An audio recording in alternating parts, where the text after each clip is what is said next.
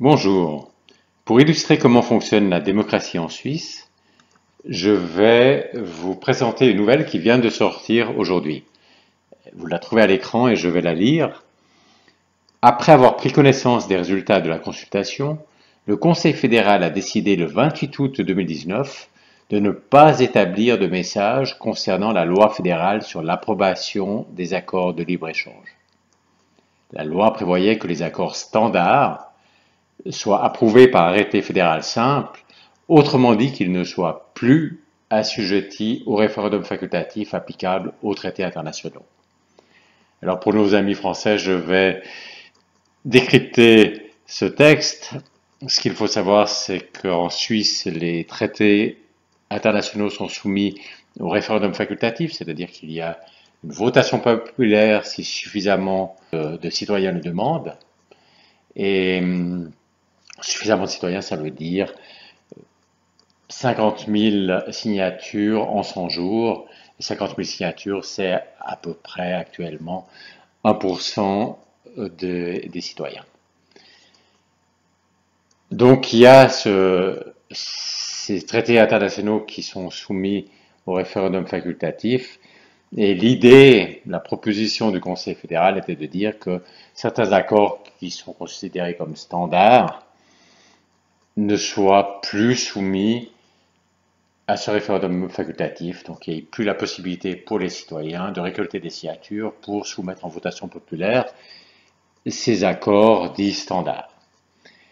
Mais pour faire ça, il fallait changer la loi fédérale sur l'approbation des accords de libre-échange. Ce changement de loi lui-même aurait été soumis au référendum facultatif, donc il y aurait eu possibilité pour les citoyens de lancer un référendum contre ce changement de la loi fédérale sur l'approbation des accords de libre-échange. Mais on n'était encore pas du tout à ce stade-là, parce que le Conseil fédéral n'avait pas encore envoyé le message. Et ce message, c'est en fait le message par lequel le Conseil fédéral aurait transmis son projet au Parlement pour qu'il débatte et qu'il l'approuve ou le refuse. Et donc on est ici à un stade avant l'envoi du projet au Parlement. Et ce qui se passe, c'est que avant d'envoyer ce projet au Parlement, c'est la procédure standard. Il y a une consultation, une large consultation des cantons, des partis, des organisations concernées, de la société civile, et en fait même les organisations ou personnes qui ne sont pas consultées explicitement peuvent aussi donner leur avis. Donc il y a une très large consultation qui a lieu avant même que le Conseil fédéral envoie son projet de modification de loi, c'est ça le message, envoie son projet de modification de loi pour qu'il soit débattu au Parlement. Et cette consultation avait donné des résultats négatifs. Il faut bien ne pas confondre cette consultation, disons, de la société civile, cette large consultation qu'on appelle en allemand Vernehmlassung.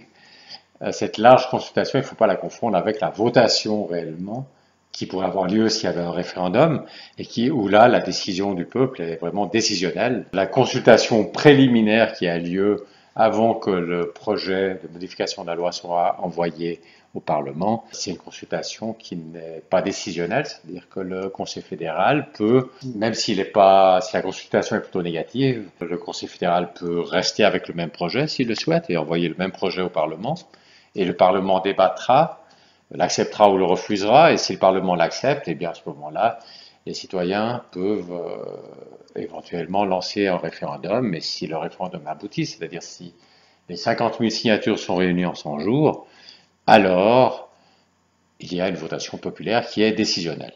Donc le Conseil fédéral peut ne pas tenir compte de cette Vernehmlassung, de cette consultation préliminaire avant envoi au Parlement, et simplement envoyer au Parlement le même projet. Il peut modifier son projet, ou il peut renoncer à son projet. Et là, c'est ce qui s'est passé dans le cas particulier. c'est que le Conseil fédéral a décidé de ne pas établir de message. Ça veut dire qu'il a décidé de ne pas proposer ce projet de modification de loi au Parlement. Donc, ce que vous voyez dans cet exemple, c'est que la démocratie directe a déjà un effet, même sans qu'il y ait nécessairement une votation populaire. Il faut bien distinguer cette consultation préliminaire qui n'est donc pas décisionnelle. C'est une situation tout à fait différente de ce qui se passe dans certains pays comme en France où on essaye de faire participer les citoyens mais sans qu'ils puissent décider. Ici, c'est quelque chose qui s'ajoute à une possibilité de décider par référendum, si le projet allait plus loin. Voilà, donc vous voyez que c'est beaucoup plus démocratique en France. Je ne veux pas non plus peindre en rose la situation en Suisse. En fait, la démocratie suisse est en danger, comme je le dis dans mon livre. Je ne veux donc pas peindre en rose la démocratie suisse, mais il faut voir que c'est quand même très nettement supérieur à ce qui existe par exemple en France. Et vous comprenez que, vu de Suisse, la situation en France, où un projet de loi comme augmenter les taxes sur les carburants, justement le projet de loi qui a fait démarrer le mouvement des Gilets jaunes, qu'en voix de Suisse, ça paraît vraiment surréaliste, ça paraît même barbare, incroyable que le peuple n'ait pas son mot à dire. Voilà, j'espère que cette vidéo vous aura éclairé un peu sur comment fonctionne la démocratie en Suisse et vous donnera de l'inspiration pour la France.